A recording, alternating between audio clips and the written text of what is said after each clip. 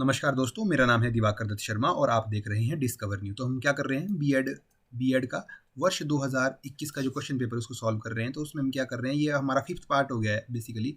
2021 का fifth part solve करते करते फिफ्थ पार्ट हो गया है, क्योंकि फोर्थ पार्ट हमारा काफ़ी लंबा हो गया था, जिस वजह से हमें ये फिफ्थ पार्ट बनाना पड़ा। तो इस फिफ्थ पार्ट में क्या करेंगे हम, 126 से जो है 150 तक के जो क्वेश्चन है टीचिंग एटीट्यूड एंड एप्टीट्यूड के, उनको यहाँ पे सॉल्व करने की कोशिश करेंगे। तो ज़्यादा टाइम ना लेते हुए बढ़ते हैं अपने क्वेश्चन नंबर 126 की। और यहाँ पे 126 क्या कह रहा है, what will you do as a principal if a teacher of the school does not come to a function of school on time. ठीक है, ये आप समझ गए होंगे क्वेश्चन को। You will ask him to meet you after the function is over. You will complain this to the management committee of the school. You will scold him before everyone. You will tell him about his responsibilities. ठीक है, तो यहाँ पे क्या हो जाएगा सही उत्तर, आपको क्या करना चाहिए, ऑप्शन नंबर 126 क्या हो जाएगा, ऑप्शन नंबर डी यहाँ पे सही उत्तर हो जाएगा। आप क्या करेंगे, उसको बताएंगे, उसको डांटेंगे नहीं, एवरीवन के सामने उसको डांटेंगे नहीं। तो दोस्तों ये ऑप्शन नंबर सी के साथ नहीं जाना है आपने। मैंने क्या कहा, कभी भी आपने किसी नेगेटिव वाले के साथ नहीं जाना, नेगेटिव ऑप्शन के साथ नहीं जाना। तो यहाँ पे सी एक थोड़ा सा नेगेटिविटी ऐसी है कि आप क्या करिए, इंडिविजुअल लेवल पे उसको उनको जिसको भी आपको बताना है उसको आप इंडिविजुअल लेवल पे उस प्रॉब्लम को सॉल्व करने की कोशिश कीजिए। तो एवरीवन के सामने करने की कोई ज़रूरत नहीं। एवरीवन के सामने करने की तब ज़रूरत है यदि वो बार बार एक ही गलती को रिपीट कर रहा है, सुन नहीं रहा है, मान नहीं रहा है, उसके बाद आप सबके सामने उसको डांट सकते हो। तो यहाँ पे यदि मैं बात करूँ, you will complain this to the management committee of the school. तो देखिए, आप एज ए प्रिंसिपल है, आप खुद एज ए प्रिंसिपल है, तो किसी आप शिकायत करेंगे, आपको खुद डिसीजन लेने हैं अपने स्कूल के। तो आप मैनेजमेंट कमेटी के पास जो आपकी शिकायत करने वाला ऑप्शन है, ये तो बिल्कुल सही नहीं है। You will ask him to meet you after the function is over. ठीक है, आप क्या करेंगे, मिलने के लिए कहेंगे उसको। ठीक है, अब मिलने के लिए कहेंगे तो वहाँ पे बात क्या करेंगे, बात तो यही करेंगे ना, आप उसको रिस्पॉन्सिबिलिटीज के बारे में ही अवगत कराएंगे। तो यहाँ पे मोस्ट अप्रोप्रिएट कौन सा हो जाता है, ऑप्शन नंबर डी यहाँ पे मोस्ट अप्रोप्रिएट आंसर आपका हो जाता है। अब बात करते हैं 127 की। there is fear of social evil affecting the school. what will be your attitude to prevent it। ठीक है, अब देखिए थोड़ा सा मैं क्या करता हूँ, आपको हिंदी में इस क्वेश्चन को पढ़ के बताता हूँ। विद्यालयों पर सामाजिक कुरीतियों का प्रभाव का भय है। क्या है, विद्यालयों पर सामाजिक कुरीतियों का प्रभाव पड़ने का भय है। इसको रोकने के लिए आपका दृष्टिकोण क्या होगा। सामाजिक कुरीतियों का प्रभाव पड़ने का भय क्या है। मान लीजिए आपकी जो स्कूल है उसमें कम्युनल एलिमेंट्स बढ़ने लगे हैं, मतलब वहाँ पे जो बच्चे हैं वो सेग्रीगेट हो चुके हैं, आपके रिलीजन के अकॉर्डिंग बंट चुके हैं, दो गुटों में बंट चुके हैं। ठीक है, या फिर कास्ट के बेसिस पे दो गुटों में बंट चुके हैं। इस तरह का जो आपका सामाजिक कुरीतियों का प्रभाव पड़ने लगा है मान लो आपके स्कूल पे, तो आपको किस तरह का एटीट्यूड होना चाहिए आपका। आप आशावादी होने चाहिए, निराशावादी होने चाहिए, अन्य शिक्षकों के समान होने चाहिए, या फिर उदासीन होने चाहिए। तो यहाँ पे देखिए दोस्तों, आपको निराशावादी नहीं होना है। निराशावादी तो आप होंगे नहीं। निराशावादी क्या है, आपको कोई होप ही नहीं है कि इस तरह का जो सामाजिक कुरीति में हमारे स्कूल में आज पनपी हुई है, आपको लग रहा है कि ये ऐसी ही रहेगी, ये ठीक होने वाली नहीं है। तो आपको क्या करना है, एज ए टीचर आप निराशावादी नहीं हो सकते। आपको निराशावादी तो आप नहीं होंगे, तो ये तो आंसर कट हो गया। अन्य शिक्षकों के समान होना, अब देखिए जैसे आप अपना जो आपका बिहेवियर है, आपका एज ए टीचर अपना एक स्टैंड होना चाहिए, अपनी एक थिंकिंग, अपना एक आइडियल, अपनी एक सोच होनी चाहिए। तो अन्य शिक्षकों के समान नहीं होना चाहिए, आप भेड़ चाल के साथ नहीं चल सकते। तो ये भी इसका सही उत्तर नहीं होगा। उदासीन, न्यूट्रल आप नहीं होने चाहिए। क्यों, क्योंकि आप एक टीचर हो, आपको क्या करना है, जो आपको गलत दिखता है आपको उसको गलत बोलना है, जो आपको सही दिखता है उसको सही कहना है। तो उदासीन नहीं रह सकते, ये भी इसका सही उत्तर नहीं है। तो आशावादी रहना है आपको, ऑप्शन नंबर ए इसका सही उत्तर है। आशावादी का मतलब क्या होता है, थोड़ा सा इसका आशावादी की यदि मैं आपको डेफिनेशन सी थोड़ा सा बताऊं, इससे आपको थोड़ा सा और क्लियर हो जाएगी चीज़। ठीक है, तो आशावादी के बारे में आपको थोड़ा सा बता देता हूँ। ये क्वेश्चन नंबर कितना है, 127 क्वेश्चन है। तो आशावादी क्या होता है, ऑप्टिमिस्ट क्या होते हैं, optimist see the positive side of the things, they expect things to turn out well, they believe they have the skill and ability to make good things happen। ये क्या बोल रहा है कि जो ऑप्टिमिस्टिक होता है ना, वो हमेशा पॉजिटिव रहता है कि नहीं नहीं भाई ये ठीक हो जाए, ये जो चीज़ है सामाजिक कुरीतियाँ ये कभी ना कभी तो ठीक होगी। और उसके अंदर वो एबिलिटी होती है, जो आशावादी व्यक्ति होता है उसके अंदर वो स्किल होती है कि वो जो कुरीतियाँ हैं उनको ख़त्म करने की एबिलिटी उसके अंदर होती है। तो आशावादी रहना है आपको। ठीक है, आपको कोशिश करते रहनी है कि उन कुरीतियों का प्रभाव कम से कम पड़े, और आप होप रखना चाहिए आपको। ठीक है, कि ये जो कुरीतियाँ हैं जल्द ही हमारी जो है ख़त्म हो जाएंगी। तो इस तरह से आपका ऑप्शन नंबर ए इसका सही उत्तर है। अब बात करते हैं 128 की। 128 क्या कहता है, the priority to the girls education should be given. ठीक है, बालिकाओं की शिक्षा को प्राथमिकता क्यों दी जानी चाहिए। चार ऑप्शन है, the girl are more intelligent in comparison than the boys, the girls are lesser in number than the boys, the girls are badly discriminated in favour of boys in the past, only girls are capable of leading the social change. तो यहाँ पे क्या है, 128 का जो official answer की answer देती है, मेरा कहाँ गया, 128 का ऑफिशियल आंसर की देती है डी उत्तर, जो कि आपको बिल्कुल पढ़ के लग रहा होगा डी तो हो ही नहीं सकता, ठीक है। अगर यहाँ पे ये ओनली ना होता, अगर ये ओनली ना होता यहाँ पे, ठीक है, अब दिखना यहाँ पे मैं दो बातें कर रहा हूँ अभी अगर अभी क्या है, जिस तरह से क्वेश्चन पूछ रहा है और जिस तरह से इसने ऑप्शन को फ्रेम किया है, अभी इसका सही उत्तर क्या है, C, the girls were badly discriminated in favour of boys in the past. अब देखिए लड़कियों के साथ क्या किया गया, डिस्क्रिमिनेशन की गई है पास्ट में, उन्हें स्कूल नहीं जाने दिया गया, उनको घर की चार दीवारियों तक ही सीमित रखा गया हमारे पास्ट में। इसीलिए क्या होना चाहिए, क्योंकि उन्हें पास्ट में डिस्क्रिमिनेशन उनके साथ हुआ है, तो इनको ज़्यादा अपॉर्चुनिटी मिलनी चाहिए, ठीक है, ज़्यादा अपॉर्चुनिटी हमें उनको देनी चाहिए, गर्ल्स एजुकेशन को प्रमोट करना चाहिए। इस बेसिस पे ऑप्शन नंबर सी है इसका सही उत्तर। यदि बात करूँ डी की, only girl are capable to leading social change, सिर्फ लड़कियों में क्षमता है कि सोशल चेंज लाया जा सकता है, ठीक है, सामाजिक परिवर्तन करने की क्षमता सिर्फ लड़कियों के पास नहीं है, ये लड़कों के पास भी क्षमता है, सामाजिक परिवर्तन करने की क्षमता है, ठीक है, लड़के और लड़के दोनों के पास क्षमता है समाज में परिवर्तन लाने की। तो यदि यहाँ पे ओनली ना होता, अभी तो इसका उत्तर सी है, यदि यहाँ पे देखिए, अगर यदि यहाँ पे ओनली ना होता तो इसका उत्तर चेंज हो जाता। अब देखिए, अब इसको डी ऑप्शन को पढ़िए, girls are capable of leading for social change, ठीक है। अब क्या कर सकती है भाई, लड़कियां समाज में परिवर्तन लाने में नेतृत्व की भूमिका निभा सकती है, ठीक है, तब इसका सही उत्तर डी हो जाता है उस केस में। क्यों, क्योंकि डी मोर अप्रोप्रिएट है अब, ठीक है। तो अब आपको पता लगा कि जो वर्ड है उसकी कितनी इंपॉर्टेंस होती है, हर एक वर्ड की कितनी इंपॉर्टेंस है यहाँ पे। तो आपने क्या करना, इंटरनेट पे सर्च करना, यही सेम क्वेश्चन है, बस उस ऑप्शन में क्या होगा, ओनली नहीं लिखा है यहाँ पे, तो ये वाला जो उसमें क्या किया है, ऑप्शन नंबर डी को करेक्ट किया है। एक बार थोड़ा सा देखिए, आप इंटरनेट पर सर्च कीजिए। अच्छा, अब बढ़ते हैं क्वेश्चन नंबर 129 की। How the students should be motivated to get success in life, ठीक है। सिलेक्टेड स्टडी, इंसिडेंट स्टडी, ठीक है, इंटेंसिव स्टडी या फिर लर्निंग बाय रिसाइटेशन, ठीक है। यहाँ पे क्या है, सिलेक्टेड स्टडी आप करोगे तो क्या होगी, आप क्या सफलता प्राप्त कर पाओगे जीवन में। सिलेक्टेड स्टडी से देखिए आपको क्या आजकल के डेट में क्या होगा, अगर आप सिलेक्टेड स्टडी करोगे तो सफल होने की कम चांसेस है। सिलेक्टेड स्टडी करोगे तो कम मटेरियल पढ़ोगे, आप सिलेक्टेड मटेरियल पढ़ोगे तो आजकल ऐसा ज़रूरी नहीं है जो आपने पढ़ा है वही पेपर में आएगा, तो ये तो नहीं होगा इसका। इंसिडेंट स्टडी, इंसिडेंट मतलब आकस्मिक स्टडी, आप बस बीच बीच में कभी इंसिडेंटली पढ़ लोगे, जब मतलब आपको कोई डांट लेगा कि पढ़ ले इस तरह से पढ़ोगे, अदरवाइज नहीं पढ़ोगे, तब भी आप सफल नहीं हो सकते। फिर लर्निंग बाय रिसाइटेशन, बार बार उसको पढ़ते बोल बोल के याद करते रहोगे, इस तरह से पढ़ोगे क्या। या फिर इंटेंसिव स्टडी, गहन अध्ययन करोगे, किसी चीज़ को डीपली पढ़ोगे। देखिए, अगर आपने सक्सेसफुल होना है, how student should be motivated to get success, अगर आपको सक्सेसफुल होना है तो क्या करना पड़ेगा, हर एक चीज़ों को आपको इंटेंसली पढ़ना पड़ेगा, डीपली पढ़ना पड़ेगा, इंटरेस्ट के साथ पढ़ना पड़ेगा, तब जाके आप सफल हो पाओगे। तो ऑप्शन नंबर सी जो इसका सही उत्तर हो जाएगा। अब बात करते हैं क्वेश्चन नंबर 130 की।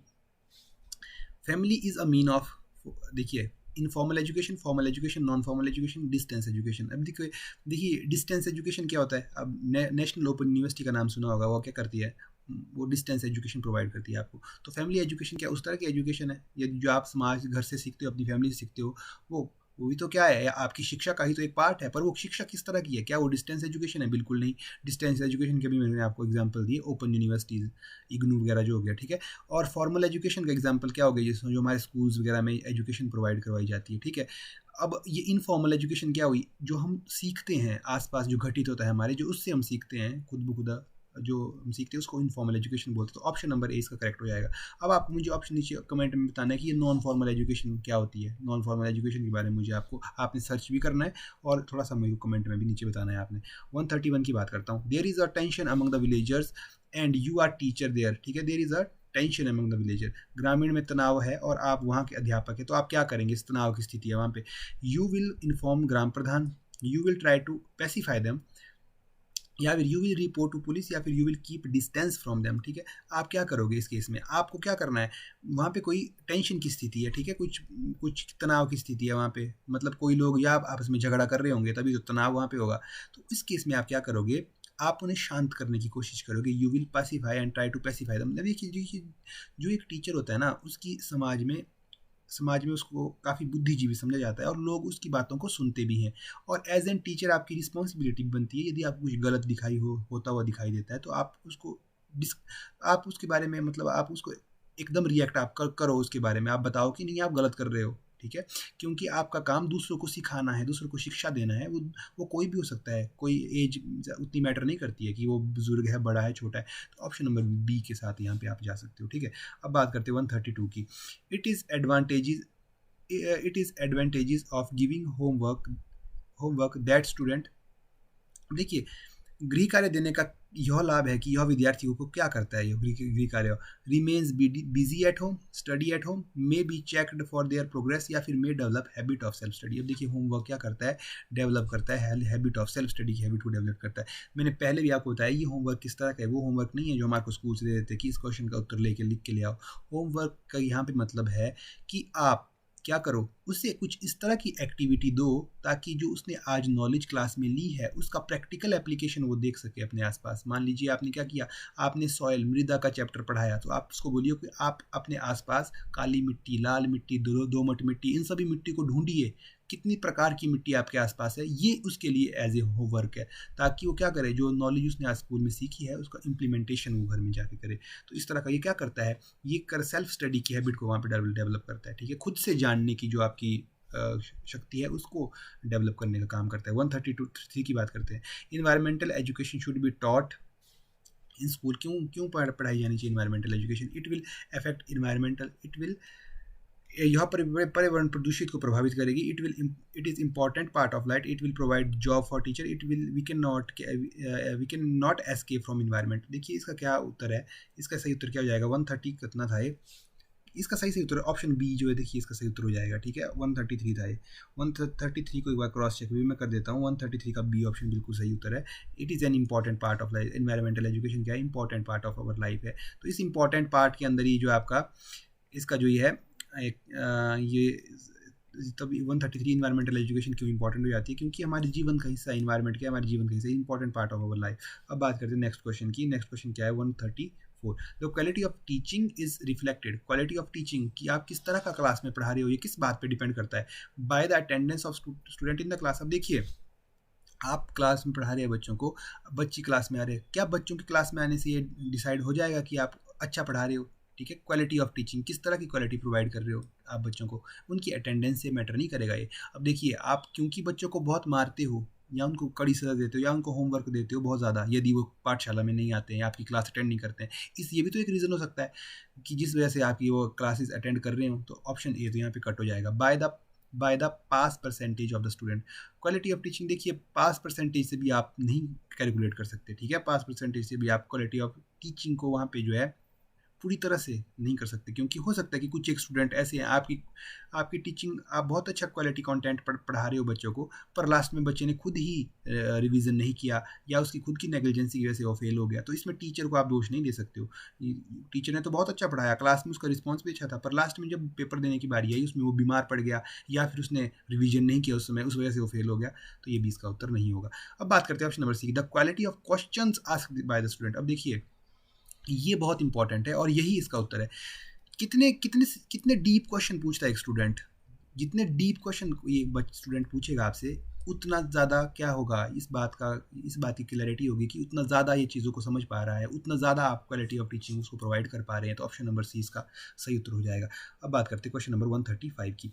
विच of the following is most important characteristic of open book examination. अब देखिए, ओपन बुक एग्जामिनेशन होती क्या है, उसमें आपको बुक को कैरी करना अलाउड की जाता है। आपकी बुक साथ में ले जाओ और वहाँ पे आपको क्वेश्चन पेपर आएगा, आप उस बुक में देख करके क्वेश्चंस का उत्तर दे सकते हो। ये ओपन बुक सिस्टम है। अब आप बोलोगे कि ये किस तरह का एग्जामिनेशन हुआ?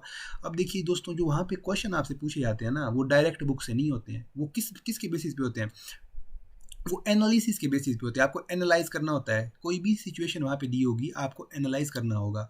ठीक है, आपको डायरेक्ट किताब में लिखा हुआ नहीं मिलेगा कि इसका उत्तर ये है जी। आपको क्या करना पड़ेगा? एनालिसिस करना पड़ेगा। तो ये क्या करते हैं, स्टूडेंट्स बिकम सीरियस। इससे क्या होता है, ओपन बुक सिस्टम से क्या स्टूडेंट सीरियस होते हैं? It improve attendance in the classroom, या फिर it reduces examination anxiety among student, या फिर it compels student to think. अब देखिए, डी ऑप्शन इसको बिल्कुल सही है। ठीक है, क्योंकि क्या है, जो जिस तरह का क्वेश्चन आपसे पूछा गया है, क्योंकि बुक तो अलाउड है, तो बुक से तो एग्जामिनर क्वेश्चन पूछेगा नहीं, क्योंकि उसको भी पता है कि बुक स्टूडेंट ला सकता है। तो किस तरह का क्वेश्चन पूछेगा? वो इस तरह का क्वेश्चन पूछेगा कि स्टूडेंट को सोचने पे मजबूर होना ही पड़ेगा। ठीक है, इस तरह से एनालिसिस पूछेगा वो। ठीक है, तो उसको सोचने पे मजबूर होना ही पड़ेगा। तो ऑप्शन नंबर डी इसका सही उत्तर हो जाएगा। अब बात करते हैं क्वेश्चन नंबर 136 की। Team teaching has the potential to develop. Team teaching has the potential to develop. दल शिक्षण में विकसित करने की क्षमता है। किस चीज़ को दल शिक्षण में? यदि आप टीम टीचिंग करते हो तो उसमें आपका क्या डेवलप हो सकता है? कॉम्पिटिटिव स्पिरिट, या फिर कॉपरेशन, या फिर the spirit of supplementing the teaching of each other, या फिर highlighting the gaps in each others teaching. तो इसका सही उत्तर क्या होगा? ऑप्शन नंबर सी इसका सही उत्तर हो जाएगा, द हैबिट ऑफ सप्लीमेंटिंग। 136 है ना ये क्वेश्चन नंबर 136 क्या हो जाएगा? The habit of supplementing teaching of each other. देखिए आप ग्रुप में टीच कर रहे हो, ठीक है, एक दूसरे आपको पता है एक दूसरे की टीचिंग का कि किस तरह से कौन टीचर किस तरह से पढ़ा रहा है, किस तरह से किसकी कमियां हैं, तो उसमें क्या करेगा, एक दूसरे की टीचिंग को सप्लीमेंट तो कर रहे हो आप उसको बता रहे हो कि आपको इस पोर्शन पे यदि आप इस तरह से एग्जांपल दोगे तो बच्चे और अच्छे से समझ पाएंगे इस चीज़ को, ठीक है। तो ये ऑप्शन नंबर सी जो है इसका मोस्ट अप्रोप्रिएट आंसर हो जाएगा। अब बात करते हैं क्वेश्चन नंबर 137 की। A good communicator is one who offers to his audience plentiful of information, a good amount of statistics, concise proof, या फिर repetition of fact। अब देखिए गुड कम्युनिकेटर किसको कहेंगे आप? गुड कम्युनिकेटर, ठीक है, गुड कम्युनिकेटर किसको कहेंगे? जो कम से कम समय में ज़्यादा से ज़्यादा इन्फॉर्मेशन दे दे, उसको आप गुड कम्युनिकेटर कहोगे। ऑब्वियस सी बात है, ठीक है। अब देखिए यहाँ पे बात करता हूँ आपकी प्लेंटीफुल ऑफ इन्फॉर्मेशन, इसका ये ए ऑप्शन बिल्कुल सही है, ठीक है। प्लेंटीफुल ऑफ इन्फॉर्मेशन दे वो जो वो गुड कम्युनिकेटर। अगर आप ऑप्शन बी की बात करें, a good amount of statistics. अब देखिए आप कम्युनिकेशन कर रहे हो और सिर्फ स्टैटिस्टिक्स दे रहे हो सामने वाले को, इन्फॉर्मेशन सिर्फ मैथ, ऐसे स्टैटिस्टिक्स क्या होते हैं, आंकड़े ही आंकड़े आप बता रहे हो सामने वाले को, तो उससे क्या है, एक इफेक्टिव कम्युनिकेशन वहाँ पे इस्टेब्लिश नहीं हो पाएगा। आपको क्या करना है, आपको यूजफुल इन्फॉर्मेशन प्रोवाइड करनी है उसको, अच्छी इन्फॉर्मेशन कम से कम समय में प्लेंटीफुल ऑफ इन्फॉर्मेशन प्रोवाइड करवानी होगी आपको उसको, ठीक है। अत्यधिक जानकारी आपको उसको जितनी अत्यधिक जानकारी हो सके उतनी प्रोवाइड करवानी है, ठीक है। तो ऑप्शन नंबर ए इसका सही उत्तर हो जाएगा। कॉन्साइज प्रूफ मतलब संक्षिप्त प्रमाण। अब देखिए आप कोई बात बता रहे हो उसको प्रूफ करने लग जाओगे आप, तो कम्युनिकेशन कम्युनिकेशन नहीं हो पाएगी, क्योंकि आप प्रूफ नहीं करना चाहते। कम्युनिकेशन में क्या करते हो आप, जो जानकारी है उसका आदान प्रदान करते हो कम्युनिकेशन, तो अत्यधिक जानकारी जितनी हो सके उतनी आप दोगे। अब बात करते हैं 138 की। The main objective of teaching at higher education level is. अब देखिए ये सेम क्वेश्चन रिपीट हुआ था 2 बार, यही क्वेश्चन पीछे भी आ चुका है एक बार, तो इसका क्या होगा, to develop capacity of taking decision. Question number 139 क्या बोलता है, the Deepawali fair is being organised in your school, what will you like to do. अब देखो दीपावली सेलिब्रेट किया जा रहा है आपके स्कूल में, तो आप क्या करेंगे, only to visit the fair. आप सिर्फ जो मेला वहाँ पे ऑर्गेनाइज किया गया आपके स्कूल में उसको सिर्फ आप विजिट करोगे, ठीक है, विजिट करोगे। To take part in the function, आप फंक्शन में पार्टिसिपेट करोगे। To take a shop to sell something, आप जो वहाँ पे जो मेला ऑर्गेनाइज किया गया आप उसमें छोटी सी एक शॉप ऑन करोगे और उससे आप सेल करोगे कुछ चीज़ों को, जैसा होता है कि बफे वगैरह लगे होते हैं, बफे वगैरह ना, तो उस तरह का बफे आप कुछ लगाओगे और वहाँ पे कुछ बेचोगे। To distribute free water to the visitors, आप जो वहाँ पे मेले को आएंगे उनको वाटर बांटोगे। अब देखिए जो ये कुछ बेचना है या फिर कुछ लोगों को बांटना है, क्या काम ही तो है, ये पार्टिसिपेशन ही तो शो करता है आपकी कि आपने पार्टिसिपेट किया है। तो इसका जो पार्टिसिपेशन वाला पार्ट है, to take part in the function. अब पार्ट किस तरह से ले सकते हो आप कुछ चीज़ें बेच करके भी फंक्शन में पार्ट ले सकते हो, आप लोगों को पानी बांट के भी पार्ट ले सकते हो फंक्शन में। तो ऑप्शन बी जो है ना, इसमें ये ऑप्शन सी भी इंक्लूड हो जाता है और ऑप्शन नंबर डी भी इसमें इंक्लूड हो जाता है। तो option number C is more appropriate answer in this context, ठीक है। अब 140 की बात करते हैं। You are teaching a topic in class and student ask a question unrelated to the topic, what will you do, ठीक है। क्वेश्चन नंबर 140 है, देखो, you will allow him to ask an unrelated question। आप unrelated question पूछता है, वो topic से related ही नहीं है आपके, इस तरह क्वेश्चन पूछता है, आप उसको अलाउ करेंगे क्या उस अनरिलेटेड क्वेश्चन को पूछने में, या फिर you will not allow him to ask an unrelated question, या फिर you will consider this indiscipline and punish him. अब पनिश तो कर ही नहीं सकते हैं उसको, ठीक है। ऑप्शन नंबर सी तो सीधा सीधा कट हो गया। You will answer the question after the class. यदि देखिए अनरिलेटेड क्वेश्चन पूछिए, मान लो आप बल का पढ़ा रहे हो टॉपिक और वो चुंबक से रिलेटेड प्रश्न पूछ लिया आपसे कोई, तो आप क्या करोगे, उसको बोलोगे कि आप मुझे क्लास के बाहर मिलिए, वहाँ पे मैं इसका आपको जवाब दूंगा, ठीक है। उसके बाद आप वहाँ पे जवाब दे सकते हो। You will not allow him to ask unrelated question. अब देखो बच्चों को क्वेश्चन करने से आप रोक नहीं सकते हैं, उनको बोलना है ताकि वो ज़्यादा से ज़्यादा क्वेश्चन करें। ये पहले से ही बच्चों के अंदर फियर होता है कि वो बहुत कम प्रश्न पूछते हैं। यदि ऐसे केस में यदि आपने उनको प्रश्न पूछने से ही रोक दिया तो क्या करेंगे, वो बहुत ही कम प्रश्न पूछेंगे। तो रोकना नहीं है आपने प्रश्न पूछने से, आपने उनको बोलना है, यदि अनरिलेटेड क्वेश्चन पूछता है कि आप मुझे क्लास से बाहर में आकर मिलिए, मैं आपको वहाँ पे इसका अच्छे से जवाब दे दूंगा। अब बढ़ते हैं नेक्स्ट क्वेश्चन 141 की ओर। ये क्या कह रहा है, the aim of national council of teacher education is. ये देखिए आपने एजुकेशन कमीशन में भी पढ़ रखा होगा। 141 जो है इसका सही उत्तर क्या हो जाएगा, to maintain standards in colleges of education. To maintain standards in education of colleges of education. Option C है इसका करेक्ट आंसर, ठीक है। तो सी के साथ यहाँ पे आप जा सकते हो। अब बात करते हैं क्वेश्चन 42 की। If you want to improve the ability to observe in ability to observe in children, what of the following would you recommend. यदि आप बच्चों में निरीक्षण करने की क्षमता, ऑब्जर्वेशनल जो एटीट्यूड है बच्चों का, वो इंक्रीज करना चाहते हो तो निम्नलिखित में से आप किसकी सिफारिश करेंगे, ठीक है। Generating interest in the subject, developing a framework for experience, sharpening the senses, training mental faculties, ठीक है। तो ऑप्शन 142 का सही उत्तर क्या हो जाएगा।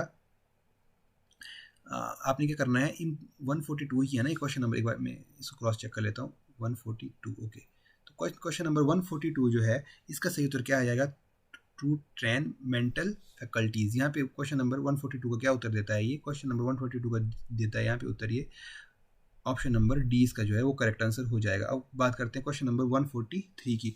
143 क्या कह रहा है, why is learning by doing important. Learning by doing से आप मतलब समझते हो, आप मतलब आप कोई जैसे आपके एक्सपेरिमेंट होते हैं साइंस में कि भाई अमल किसे कहते हैं या फिर क्षारक किसे कहते हैं जो नीले लिटमस को हरा करता है या हरे लिटमस को नीला करता है, तो इस तरह की चीज़ें आप कोई चीज़ क्षारक है या अमल है किस बात पे, तो आप उसका एक एक्सपेरिमेंट करिए, लिटमस पेपर पे उसके देखिए और देखिए क्या वो कलर चेंज हो रहा है। इस तरह से यदि आप एक्सपेरिमेंट करके सीखते हो ना तो उसे कहते हैं हम लर्निंग बाय डूइंग। आपको क्यों लगता है कि ये लर्निंग बाय डूइंग इंपॉर्टेंट है, चार ऑप्शन दिए, it develops interest among children, maintain discipline, keep children busy या फिर प्रमोट मीनिंगफुल लर्निंग। तो 143 जो है ना इसका सही उत्तर क्या है, ए इसका सही उत्तर है, it develop interest among the children, ठीक है। यहाँ पे option number D to promote meaningful learning, ठीक है। ये भी आपको लग रहा होगा कि ऑप्शन नंबर डी भी इसका सही उत्तर हो सकता है, पर यहाँ पे क्या है इसका सही उत्तर क्या हो जाएगा, ए इसका मोर एप्रोप्रिएट सही उत्तर है कि टू डेवलप इंटरेस्ट, इससे इंटरेस्ट शुरू होता है कि उसको लगता है कि पता कि जो मैं एजुकेशन ले रहा हूँ इसका मैं रियल लाइफ में भी कहीं ना कहीं यूज़ कर पा रहा हूँ, तो क्या इंटरेस्ट क्रिएट करता है, इसमें स्टूडेंट का इंटरेस्ट क्रिएट हो जाता है। तो 144 क्या है, what is the importance of having developed sense. तो ये कह रहा है इंद्रियों के विकसित होने का क्या महत्व है, यदि आपकी इंद्रिया विकसित है तो इसका क्या महत्व है, ठीक है। For all round mental development, to achieve happiness, others learning depends upon them, या फिर फॉर फिजिकल वेलबींग। अब देखिए 144 जो है इसका सही उत्तर क्या है, ये देखिए आप क्या importance of having developed sense. Developed sense का मतलब क्या है कि आपकी सारी इंद्रियां जो है विकसित हैं। तो जो आपका एजुकेशन है वो हर एक इंद्री पे डिपेंड करती है। यदि आंखों से आप देखते हैं, देखो दोस्तों, तो पढ़ने के लिए आपको देखने की जरूरत पड़ती है, कानों से सुनने की जरूरत पड़ती है, मुंह से बोलने की जरूरत भी पड़ती है, ठीक है। तो कई बार क्या होती है, आपको स्पर्श करने की जरूरत भी पड़ती है किसी चीज़ को, कोई चीज़ के छूने में कैसी है, स्मूथ है या फिर हार्श है, वो आपको टच करके पता चलता है।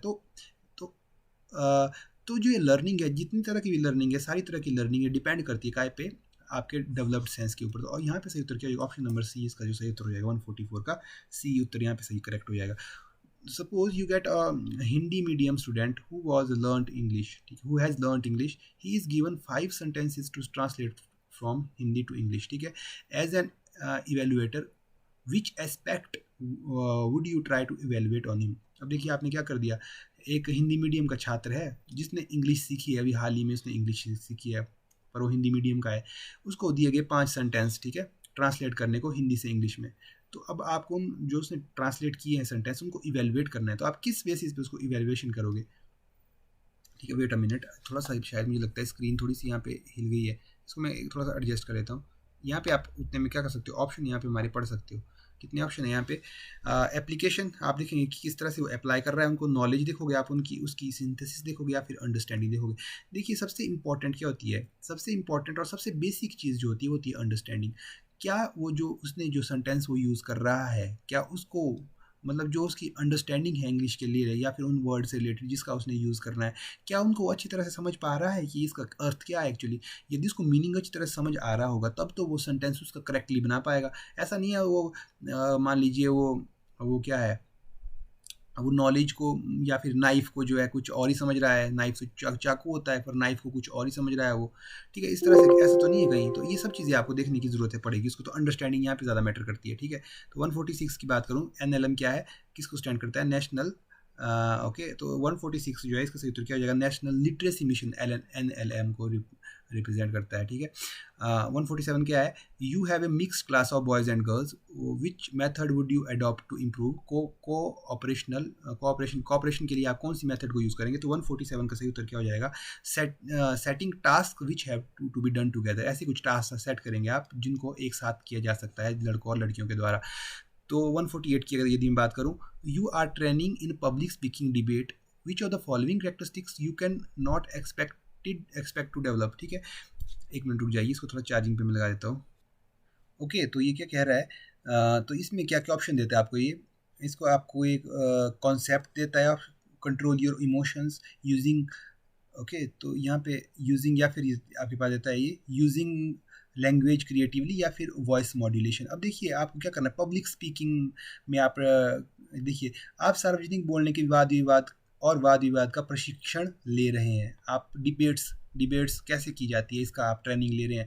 तो किस किस किस आप, तो आप क्या कर सकते हैं ट्रेनिंग में, क्या सकते हो, वॉइस मॉड्यूलेशन आप सीख सकते हो। देखिए वॉइस मॉड्यूलेशन मतलब आपको कब अपनी आवाज़ को बढ़ाना है, कब घटाना है, कब आराम से बोलना है, कब ज़ोर से बोलना है, ये आप सीख सकते हो। और ये काम भी आएगा आपका किस में, पब्लिक स्पीकिंग में, ठीक है। और यूजिंग लैंग्वेज क्रिएटिवली, बिल्कुल ये भी आप सीख सकते हो, इसको भी आप इग्नोर नहीं कर सकते। कॉन्सेप्ट्स को भी आप सीख सकते हो, उनके बेसिक कॉन्सेप्ट्स क्या होते हैं, जो आपकी पब्लिक स्पीकिंग है उसके बेसिक कॉन्सेप्ट्स क्या है, पब्लिक स्पीकिंग करते हैं हमें किस किस बात का ध्यान रखना चाहिए, ये भी आप सीख सकते हो।